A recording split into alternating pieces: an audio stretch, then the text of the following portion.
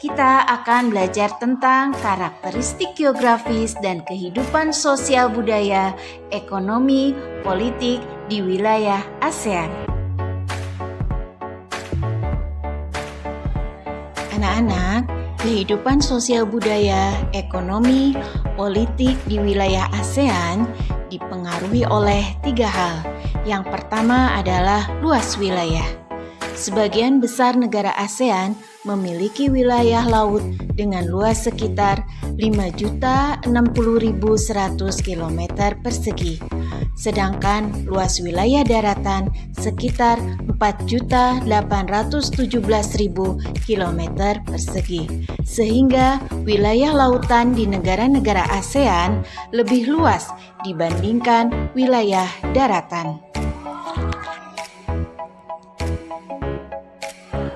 Yang kedua, iklim tropis dan garis khatulistiwa.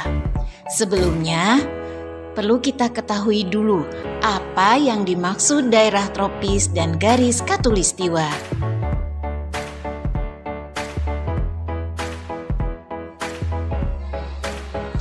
Daerah tropis adalah daerah sekitar garis khatulistiwa yang beriklim panas dan hanya memiliki 2 musim, yaitu musim kemarau dan musim hujan.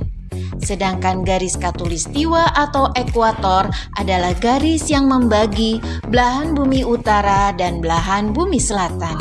Nah, mayoritas negara-negara di ASEAN memiliki iklim tropis karena dilewati oleh garis khatulistiwa. Sekarang kita akan melihat apa dampak positif iklim tropis, yaitu antara lain iklim tropis memiliki 2 musim saja sehingga tidak terlalu sulit menanam tanaman. Curah hujan cukup tinggi sehingga pertanian berjalan lancar dan sumber daya alam melimpah serta beraneka ragam. Ketiga, letak geografis, astronomis, dan geologis. Kita ambil contoh salah satu negara di ASEAN, yaitu negara Indonesia, dikaitkan dengan letak geografis, astronomis, dan geologis. Kita lihat luas Indonesia, daratan 1.922.570 km persegi, sedangkan lautan 3.257.483 km persegi. Maka Indonesia kaya akan perikanan, terumbu karang, dan minyak bumi. Dilihat dari letak geografis, terletak di antara 2 benua, yaitu benua Asia dan benua Australia. Dan Indonesia diapit oleh 2 samudra, Samudra Hindia dan Samudra Pasifik. Hal ini menyebabkan adanya percampuran budaya dan perekonomian masyarakat. Begitu pula dalam bidang politik. Indonesia dan negara-negara ASEAN lainnya menciptakan stabilitas ekonomi ASEAN. Astronomis, Indonesia terletak antara 6 derajat lintang utara sampai 11 derajat lintang selatan dan 95 derajat bujur timur sampai 141 derajat bujur timur. Nah, yang 6 derajat lintang utara sampai 11 derajat lintang selatan ini menyebabkan iklim tropis. Sedangkan 95 derajat bujur timur sampai 141 derajat bujur timur menyebabkan perbedaan waktu.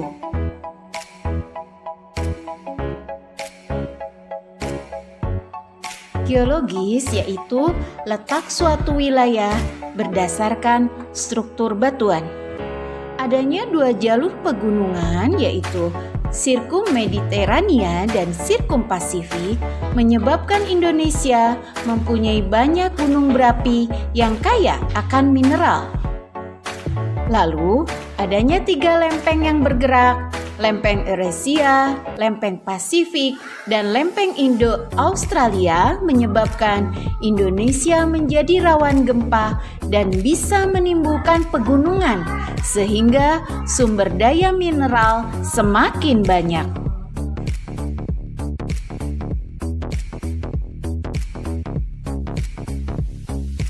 Negara-negara ASEAN dilihat dari kondisi sosial budaya, ekonomi, dan politik. Yang pertama, Indonesia. Dari segi sosial budaya, memiliki tarian yang berbeda berdasarkan masing-masing aspek, memiliki pantun dan gurindam. Dari sisi ekonomi, Indonesia tercatat sebagai pemasok minyak mentah dan gas alam. Selain itu, Indonesia juga pengekspor utama karet, kopi, coklat, ikan, dan minyak kelapa sawit. Indonesia juga memproduksi gula, teh, tembakau, kopra, dan rempah-rempah. Dari segi politik, negara Indonesia adalah negara kesatuan yang berbentuk republik. Malaysia. Dari sosial budaya, memiliki tarian Ulet Mayang dan tarian Zapin. Dari sisi ekonomi, perekonomian Malaysia berubah sejak dekade 1970-an berkat ekspor bahan mentah. Sumber daya alam yang jadi andalan Malaysia yakni karet dan timah. Selain itu, Malaysia juga penghasil minyak kelapa sawit, minyak bumi, dan gas alam. Kayu-kayu yang diperdagangkan di dunia juga banyak berasal dari Malaysia. Dari sisi politik, sistem pemerintahan yang dianut oleh Malaysia adalah sistem parlementer. Singapura. Dari sosial budaya, kebudayaan Singapura kental dengan aspek Tionghoa, Britania, dan Melayu. Dari ekonomi, Singapura sama sekali tidak ada sumber daya alam, tetapi Singapura lebih mengandalkan impor sumber daya alam untuk perindustriannya. Dari politik, sistem republik parlementer. Thailand. Sosial budaya. Suku terbesar di Thailand adalah suku Thai, Tionghoa, Melayu, Khmer. Sebagian penduduk beragama Buddha. Mereka tinggal di daerah utara dan tengah. Dari ekonomi, timah dan pangan. Sedangkan dari politik, menganut sistem monarki atau kerajaan konstitusional, di mana Perdana Menteri adalah kepala pemerintahan dan raja. Adapun bentuk negara Thailand berbentuk kesatuan.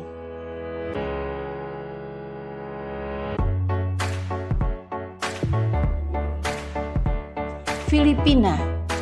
Dari sosial budaya, tinikling, tarian bambu tradisional khas Filipina, Bahay Kubo merupakan rumah tradisional Filipina. Adapun dari ekonomi memiliki tembaga, nikel, emas, timber, seng, dan kobalt. Dari sisi politik, Filipina merupakan negara kepulauan yang sistem pemerintahannya berbentuk republik. Bentuk negara kesatuan dan sistem pemerintahannya presidensial. Brunei Darussalam. Sosial budayanya didominasi oleh suku bangsa Melayu, sisanya suku bangsa Cina, Kadayan, Kadazan, dan Dayak. Dari sisi ekonomi, Brunei Darussalam kaya akan minyak bumi dan gas alam. Sedangkan dari sisi politik menganut sistem monarki atau kerajaan absolut dengan sultan yang menjabat sebagai kepala negara dan kepala pemerintahan. Myanmar. Dari sosial budaya menganut kepercayaan Chinese yang banyak mengandung hal mistik. Adapun dari ekonomi, yaitu pertanian menjadi penghasil utama rakyat Myanmar. Separuh hasil tani di Myanmar adalah beras. Myanmar juga kaya di mineral, yakni biji besi, minyak, gas alam, dan batu mulia. Sistem politik, yaitu sistem republik parlementer berbentuk negara kesatuan. Adapun kepala negara Myanmar dipegang oleh juntai atau jenderal, sedangkan kepala pemerintahan dikepalai oleh Perdana Menteri. Vietnam. Secara sosial budaya, suku di Vietnam itu homogen. Terbesar adalah suku Viet. Sebagian besar tidak beragama. Adapun bahasa resmi adalah Inggris dan Prancis. Dari sisi ekonomi, bentuk dan posisi Vietnam yang memanjang menjadikan Vietnam kaya akan sumber daya laut. Vietnam unggul dalam ekspor udang, cumi, kepiting, dan lobster. Sektor pertaniannya didominasi beras. Selain itu, ada juga tebu, singkong, jagung, ubi, dan kacang-kacangan. Buah-buahan seperti kelapa dan pisang juga sangat banyak di Vietnam. Hutan Vietnam juga menghasilkan arang, kayu, dan rotan. Kandungan alamnya meliputi batu bara, besi, kromium, dan timah. Secara politik, Republik Sosialis Vietnam adalah sebuah negara partai tunggal dengan sistem negara komunis.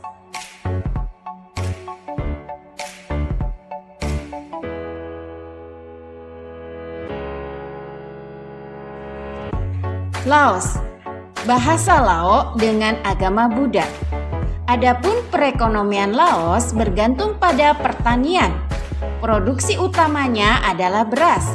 Selain itu, Laos juga menghasilkan ubi, tebu, jagung, tembakau, kopi, dan buah-buahan. Secara politik, Laos menjalin kerjasama dengan Vietnam yang juga menganut sistem komunis. Kepala negara adalah seorang presiden. Kamboja. Budaya di Kamboja sangat dipengaruhi oleh agama Buddha Theravada, di antaranya dengan dibangunnya Angkor Wat. Atraksi budaya yang lain adalah Festival Bon Om Tet atau Festival Balap Perahu Nasional yang diadakan setiap bulan November. Dari sisi ekonomi, dua komoditas utama Kamboja yaitu beras dan karet. Selain itu, Kamboja juga memproduksi ikan, buah, sayur, dan daging. Adapun politik berbentuk monarki konstitusional.